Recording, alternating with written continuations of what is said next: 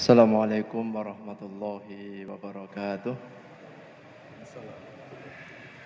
Alhamdulillahi rabbil alamin. Wassalatu wassalamu ala nabiyyina Muhammadin wa ala alihi wa ashabihi wa man tabi'ahum bi ihsanin ila yaumiddin. Rabbi shrah li sadri wa yassir li amri wa hlul 'uqdatam min lisani yafqahu qawli. Allahumma inna nas'aluka ilman nafi'an wa na'udzu billahi min ilmin la yanfa'. Bapak-bapak, ibu-ibu, jamaah salat maghrib dan insyaallah salat isya Masjid Al-Itqan rahimani wa rahimakumullah. Alhamdulillah, kita panjatkan puji syukur kehadirat Allah tabaraka wa taala yang mana pada kesempatan malam hari ini kita masih diberikan nikmat yang begitu banyak. Allah Subhanahu wa taala memberikan kepada kita nikmat sehat, nikmat berupa kekuatan, waktu luang, rezeki yang lapang, dan Allah Subhanahu wa taala memberikan kepada kita hidayah Islam dan iman, yang diantara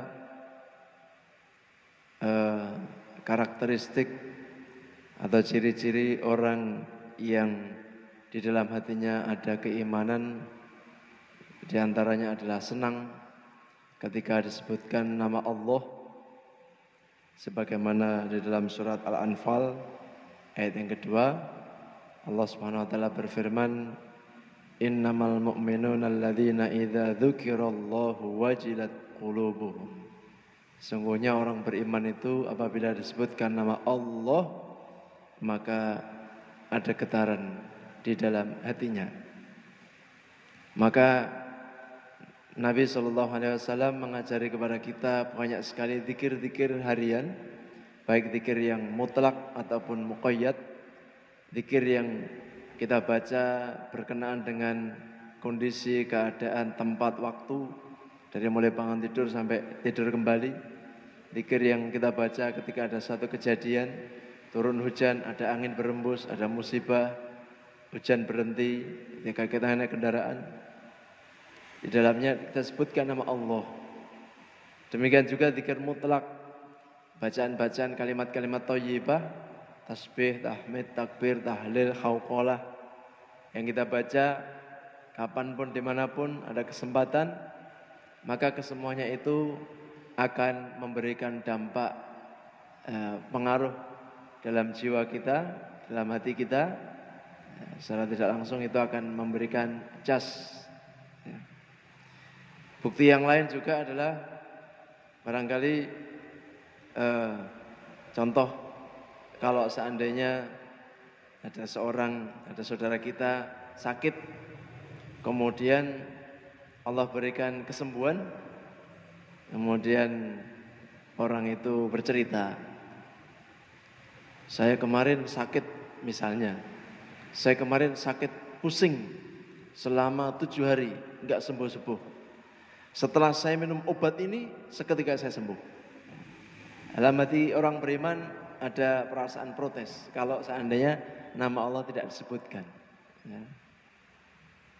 Jadi itulah nikmatnya ya, menjadi pribadi yang ada keimanan. Dan juga di antara ciri yang lain orang beriman itu senang ada ayat Al-Quran dibacakan. Wa idza tuliyat alaihim ayatuhu zadatuhum imana. Jika dibacakan Al-Quran, ayat-ayat Allah, maka bertambahlah keimanannya. Senang dengan ayat Al-Quran, dibacakan ayat Al-Quran. Senang ketika ada sabda Nabi SAW disampaikan, perkataan para ulama, ya, kita senang. Orang beriman itu senang dengan ilmu, menikmati nasihat, meskipun belum mampu mengamalkan ilmu yang dia pelajari itu. Maka jemaah sekalian yang dimuliakan Allah Subhanahu wa taala, mudah-mudahan tenangnya kita, sakinahnya kita di majelis ini, di masjid yang penuh kemuliaan ini merupakan isyarat bahwa Allah Subhanahu wa taala mengaruniakan untuk saya dan jemaah sekalian iman serta takwa dalam hati kita. Amin ya rabbal alamin. Jemaah sekalian yang dimuliakan Allah Subhanahu wa taala, melanjutkan bahasan kita dari Kitabul Jami', salah satu bab di dalam Kitab Bulughul Maram yang membahas tentang adab, akhlak, zikir dan doa dari Nabi sallallahu alaihi wasallam. Tersisa 2 hadis yang berkenaan dengan atau bab yang membahas tentang salam. Yang mudah-mudahan malam hari ini kita akan selesaikan kedua hadis tersebut. Di antaranya sabda Nabi sallallahu alaihi wasallam di hadis yang ke-8, saya bacakan. Berkata muallif mengatakan, wa an Aliyin radhiyallahu anhu qala Rasulullah sallallahu alaihi wasallam yujzi'u 'anil jama'ati idza marru ay yusallima ahaduhum wa yujzi'u 'anil jama'ati ay yarudda ahaduhum. Rawahu Ahmad wal Baihaqi. Yang artinya, wa an Aliyin radhiyallahu anhu qala, dari sahabat Ali radhiyallahu anhu dia berkata, qala Rasulullah sallallahu alaihi wasallam, Nabi sallallahu alaihi wasallam pernah bersabda, yujzi'u 'anil jama'ati idza marru ay yusallima ahaduhum. Jika suatu rombongan lewat, melewati seseorang atau melewati rombongan yang lain, maka cukup satu orang saja di antara mereka yang mengucapkan salam. Wa yujzi'u 'anil jama'ati ay yarudda ahaduhum. Demikian juga sebaliknya,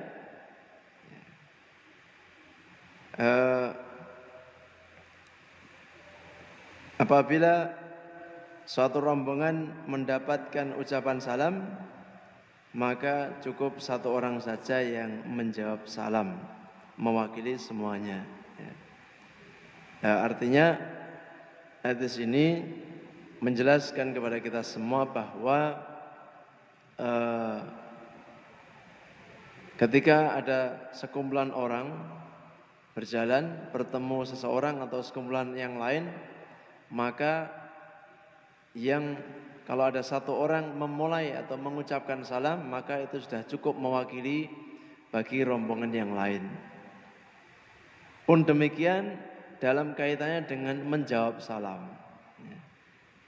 Karena dulu pernah kita sampaikan bahwa hukum memulai mengucapkan salam hukumnya sunnah muakkadah, sunnah yang ditekankan. Adapun menjawab ucapan salam hukumnya fardu. Tetapi kalau seandainya yang diberikan ucapan salam itu jumlahnya lebih dari 1, maka hukumnya fardu kifayah. Artinya kewajiban itu akan gugur kalau ada satu orang yang mengamalkan. Kemudian bagi yang lainnya, namanya fardu kifayah itu macam-macam. Kalau hubungannya dengan mengucapkan salam atau kaitannya dengan menjawab salam, maka menjawab salam itu hukumnya fardu kifayah. Jadi kalau ada satu orang yang menjawab salam, maka yang lainnya gugur kewajiban menjawab salamnya. Tetapi hukumnya menjadi sunnah muakkad. Seperti seorang penceramah memulai salam, maka kalau yang menjawab salam cuma satu orang, itu sudah mewakili. Dengan syarat tentunya salamnya terdengar oleh, atau jawaban salam itu terdengar oleh orang yang mengucapkan salam. Yang afdal semuanya menjawab salam. Lain hanya fardu kifayah yang hubungannya dengan adzan, mengumandangkan adzan. Kalau satu sudah mengumandangkan adzan, yang lain tidak perlu mengumandangkan adzan. Ada satu daerah, saya lupa namanya, saya pernah dapat cerita, di sebuah masjid itu adzannya kur. Jadi 3 orang adzan bersama-sama. Ini alhamdulillah di kita tidak ada mengenal. Nah, jadi kaitannya dengan di hadis ini dijelaskan bahwa ini masih dalam bab anjuran mengucapkan salam. Maka sekali lagi kalau ada satu rombongan lewat 3 orang, 4 orang dan seterusnya, melewati saudara mereka sama muslim, maka ya cukup satu orang mewakili di dalam mengucapkan salam, pun juga demikian sebaliknya. Ya. Ini hadis yang pertama. Kemudian yang kedua, wa anhu qala, dan dari riwayat yang sama dari Ali bin Abi Thalib radhiyallahu anhu, dia berkata, qala Rasulullah sallallahu alaihi wasallam, Nabi sallallahu alaihi wasallam, Rasulullah sallallahu alaihi wasallam bersabda, la tabda'ul yahuda walan nasara bis salam. Janganlah kalian mendahului mengucapkan salam kepada orang-orang Yahudi dan Nasrani. Wa idza laqitumuhum fi tariqin fattarruhum ila adyaqihi. Kalau kalian lewat berpapasan dengan mereka di sebuah jalan, maka himpitlah mereka di tempat yang paling sempit. Ini butuh penjelasan yang lebih detail ya. Jangan sampai nanti pulang dari Alitkon papasan orang kafir langsung dipepet. Ini ada penjelasan yang lebih panjang. Tapi yang ingin kami sampaikan di sini, la tabda'ul yahuda walan nasara bisalam. Janganlah kalian mendahului mengucapkan salam kepada orang Yahudi dan Nasrani. Berarti kalau mendahului dilarang. Kalau diberi ucapan salam bagaimana? Nah, ini ada pembahasan juga. Bagaimana hukumnya kalau ada orang Nasoro atau orang Yahudi bertemu dengan kita, kemudian mereka mengucapkan salam kepada kita. Apakah salamnya dibiarkan saja? Apakah dijawab? Kalau dijawab, jawabannya bagaimana? Ya. Gimana Pak, kira-kira Pak? Assalamualaikum Pak Indro. Ada orang kafir. Hah? Dibiarkan saja? Oh, ketawain saja. Ya.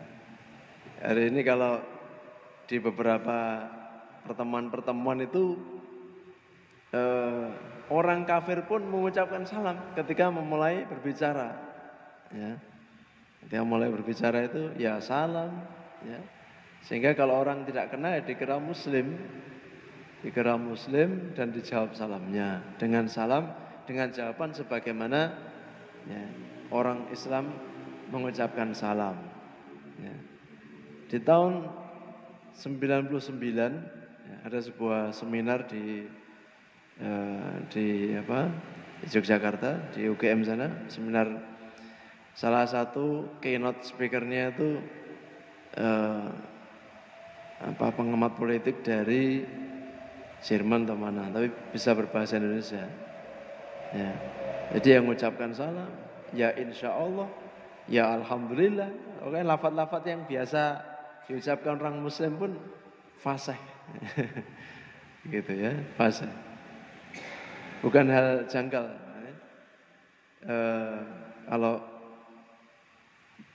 Bapak Ibu pernah nonton ILC ya? Nah, biasanya Ustadz siapa yang wakil dari MUI, Ustadz Muhammad Zaitun Rasmin, Hafidhullah Ta'ala, ya, wakil sekjen MUI. Beliau itu pernah di Jepang 4 tahun. Di Jepang 4 tahun mengajar bahasa Arab ya, untuk orang non-Arab. Ya. Jadi beliau bercerita, beliau mengajar bahasa Arab untuk orang Jepang, program kalau tidak salah 2 tahun atau 4 semester. Pesertanya tidak semuanya Muslim, ada yang kafir, ya orang Jepang tidak tahu agamanya apa, yang jelas orang kafir. Karena mereka orang belajar bahasa Arab dengan banyak tujuan, mungkin mandu wisata ataupun ya tujuan yang lain. Ya. Begitu mereka ya, jadi Ustadz Zaitun tidak bisa bahasa Jepang, orang Jepang tidak bisa bahasa Indonesia, orang Jepang bahasa Inggrisnya pas-pasan, Ustadz Zaitun juga bahasa Inggrisnya ya tidak, waktu itu beliau bercerita ya ya tidak maksimal. Jadi belajar mengajar bahasa Arab dengan bahasa Arab. Setelah 2 tahun mereka ya, peserta program itu bisa berbahasa Arab, ya, bahkan mulai menghafalkan Al-Quran dalam keadaan masih kafir. Dan sebagian setelah menghafalkan Al-Quran kemudian dapat hidayah masuk Islam. Jadi masuk Islam, hafal Quran kemudian masuk Islam. Kalau kita kan sejak kecil sudah Islam sampai hari ini belum hafal Al-Quran, ya. Itu bedanya. Jadi ternyata bukan cuma bisa lafaz Alhamdulillah, Assalamualaikum, bahkan Al-Quran pun dihafal. Baru kemudian masuk Islam. Nah, ada beberapa pendapat berkenaan dengan ini. Ada yang mengatakan mendasarkan hadis tentang jawaban dengan Waalaikum, ya. Waalaikum.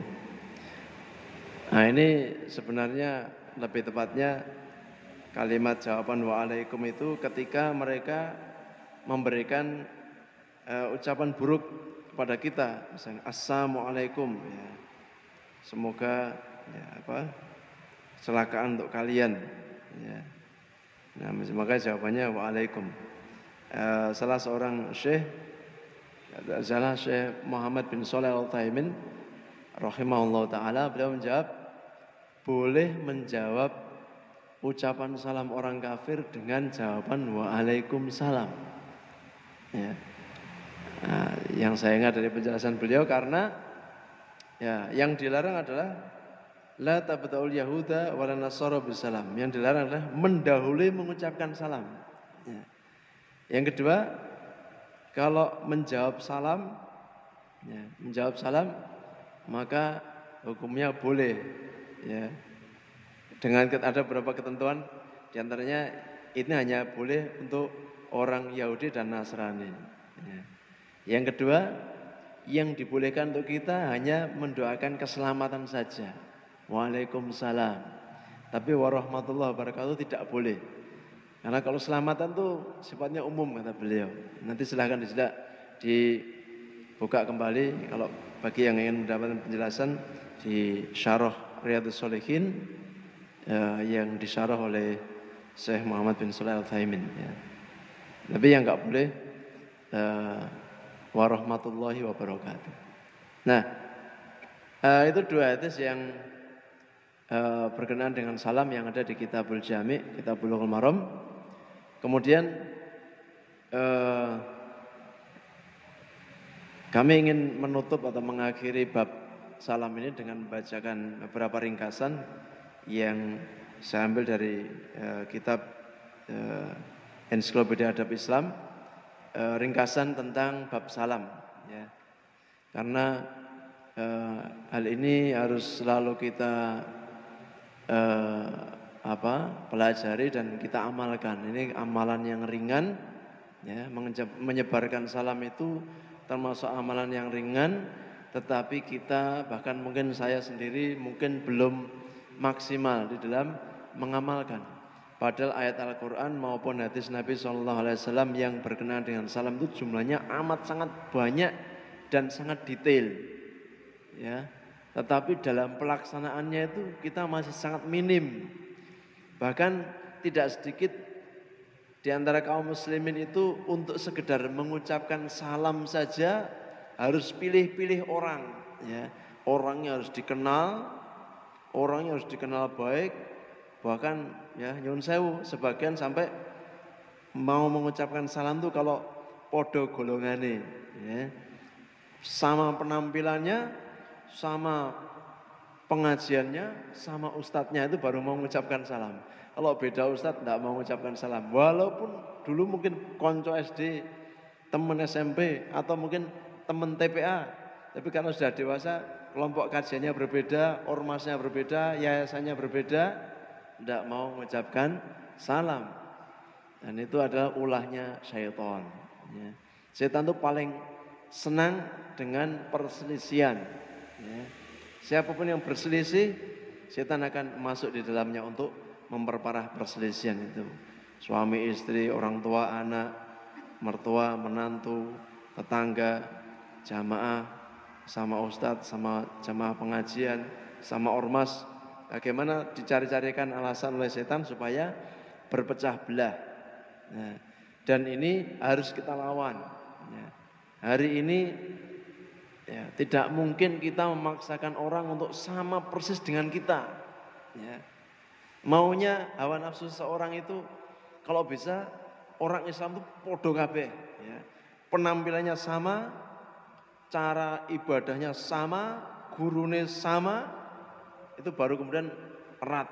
Ya. Kalau beda penampilan itu kemudian enggan. Bahkan yang paling parah ada sebagian kasus di antara kaum muslimin penampilannya sudah sama, cuma karena beda pengajar, beda ustadznya, beda jamaah pengajiannya enggak mau salam. Ya. Nah, ini harus kita lawan karena ini adalah kemauan syaitan. Beberapa hal yang berkaitan dengan salam ini sambil murojaah yang mengulang kembali materi tentang salam yang pernah kita sampaikan.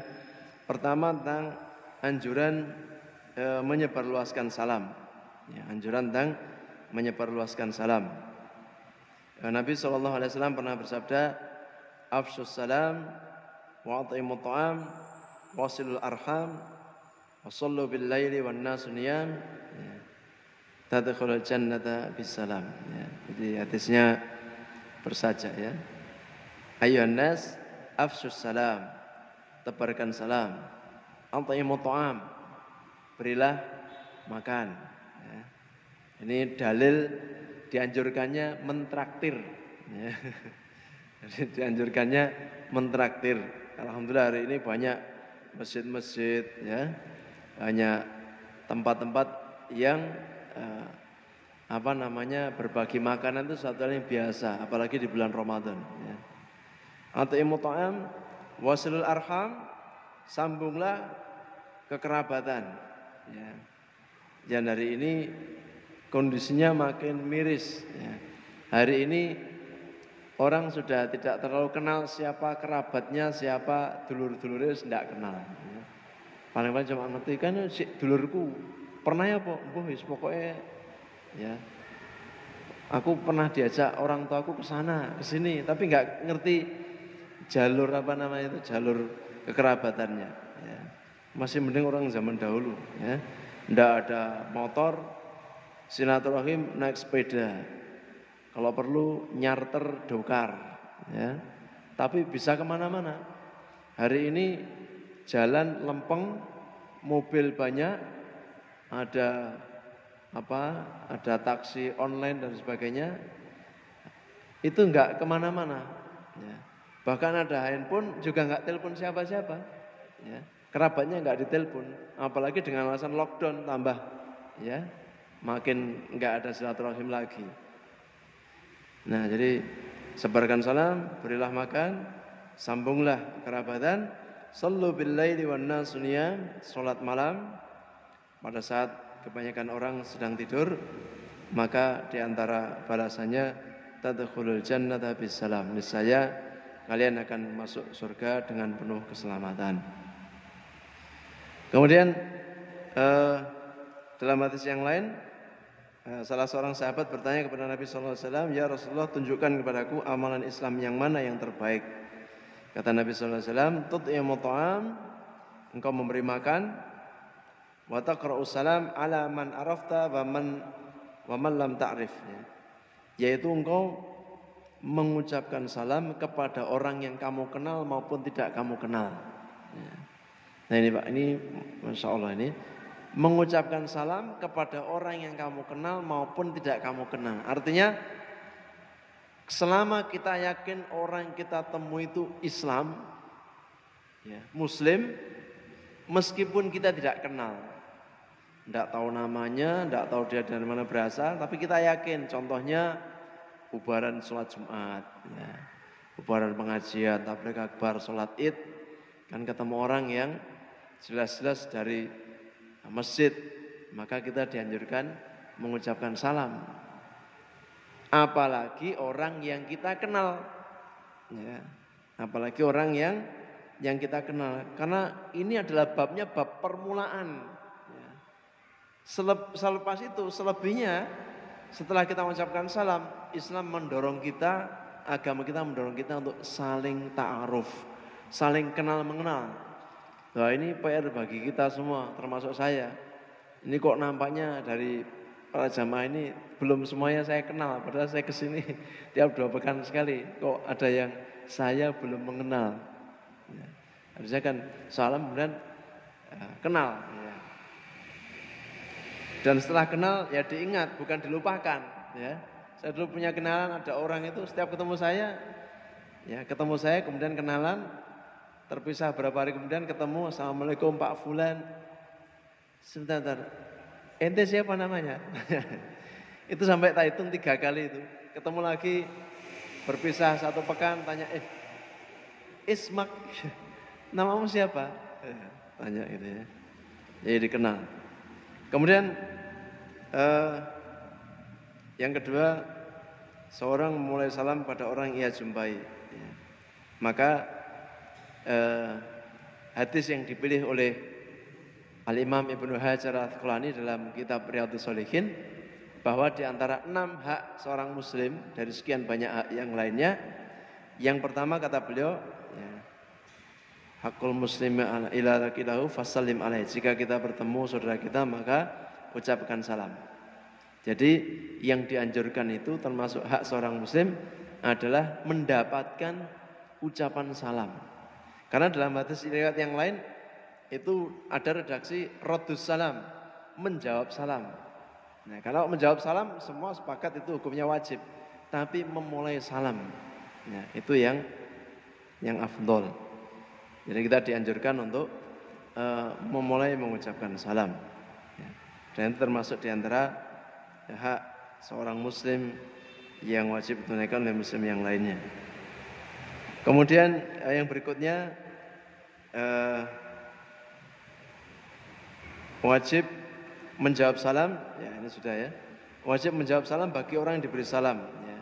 Dan secara detailnya kalau banyak orang maka fardu kifayah hukumnya, ya 1 orang yang menjawab salam maka itu akan menggugurkan kewajiban bagi yang lainnya. Kemudian yang berikutnya tentang bagaimana kita menjawab salam, maka menjawab salam minimal ya, sesuai dengan kadar ucapan yang kita terima, dan syukur-syukur bisa menjawab dengan yang lebih baik. Sebagaimana firman Allah Subhanahu wa taala dalam surat An-Nisa ayat ke-86, wa idza khuyyitum bi tahiyyatin fahayyu bi ahsana minha aw rudduha. Apabila kau mendapatkan penghormatan dengan satu salam penghormatan, maka balaslah penghormatan itu dengan yang lebih baik atau minimal sepadan dengannya. Jadi kalau itu berupa ucapan salam, ada orang mengucapkan salam assalamualaikum, minimal jawabnya waalaikumsalam. Ya.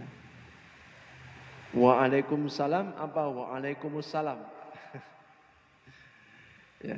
Kalau yang lazim di kita, orang memulai mengucapkan salam dengan assalamualaikum. Ya.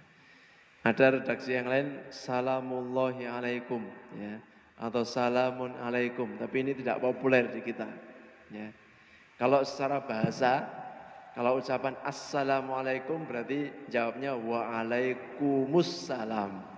Itu secara bahasa saja. Ya. Tapi boleh saja kalau jawab waalaikumsalam, ya. Boleh, ya. Yang lebih baik ditambahi assalamualaikum, jawabnya waalaikumsalam warahmatullahi atau waalaikumsalam warahmatullahi wabarakatuh. Jadi menjawab dengan yang semisal atau lebih baik. Kemudian hendaknya menghindari lafaz, ya, alaikassalam. Ya. Jangan kau mengucapkan, kata Nabi sallallahu alaihi wasallam, la taqul alaikassalam fa inna alaikassalam tahiyatul mauta. Jangan kau mengucapkan alaikassalam, karena sesungguhnya alaikassalam adalah ucapan salam untuk orang yang telah meninggal dunia.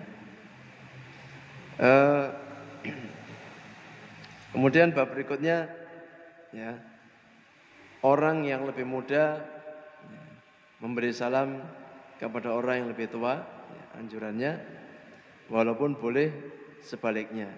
Rombongan yang jumlahnya sedikit yang dianjurkan untuk mulai mengucapkan salam dan orang yang berkendaraan memulai mengucapkan salam kepada orang yang duduk atau orang yang berjalan kaki.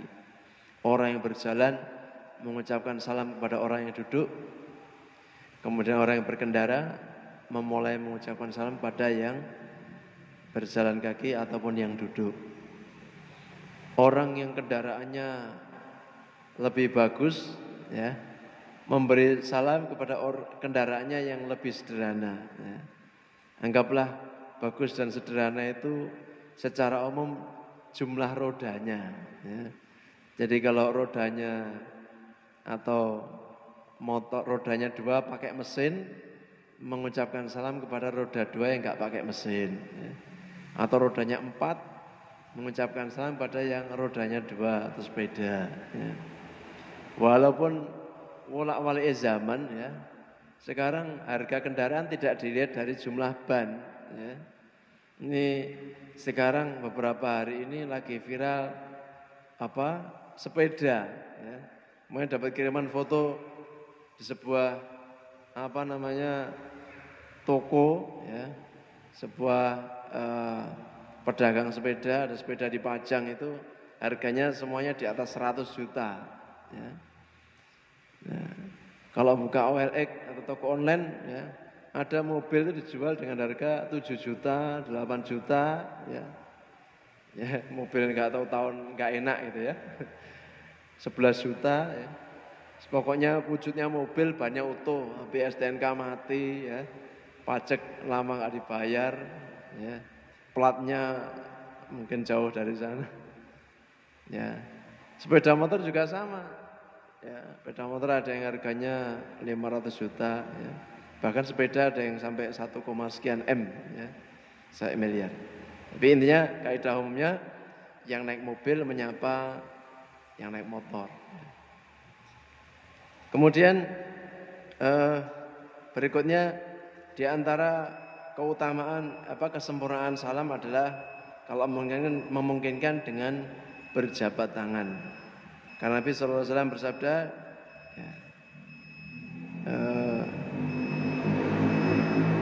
"Ma min muslimaini yaltaqiyani fayatasafahani illa ghufira lahuma qabla an yaftariqa." Tidaklah 2 orang muslim bertemu kemudian berjabat tangan melainkan diampuni bagi keduanya sebelum keduanya berpisah. Kemudian saya bercepat, tidak mengucapkan salam ataupun menjawab salam ketika sedang berada di dalam kamar mandi. Kemudian kalau seorang bertamu maka mengucapkan salam maksimal 3 kali. Ya, jadi kalau bertamu ketok pintu, ya, sebutkan mengetok pintu pun juga ada bahasannya. Ngetok pintu yang afdal itu pakai jari, Pak. Ya, bukan pakai ini, ruas jari. Baik pakai ini, ya. Tapi pakai jari saja, ya. Assalamualaikum, ya. Kalau enggak dijawab, diulang lagi sampai 3 kali. Kalau 3 kali enggak ada jawaban, ya sudah, pergi. Bukan kemudian inceng-inceng, ini dosa, Pak. Ya, enggak boleh ngintip-ngintip, ya, ke rumah orang. Apalagi sampai masuk-masuk. Ki wong endi to, semua masuk, ya. Selonong boy, itu tidak boleh. Kemudian berikutnya mengucapkan salam apabila melewati anak-anak kecil, ya. Orang tua melewati anak kecil, ya. Ada anak TPA, anak kecil, ya. Boleh kita mengucapkan salam sebagai bentuk menyayangi dan mengasihi mereka. Kemudian yang terakhir dianjurkan juga menyampaikan salam dari seorang kepada orang lain, ya. Malaikat Jibril pernah titip salam kepada Khadijah, Aisyah, ya.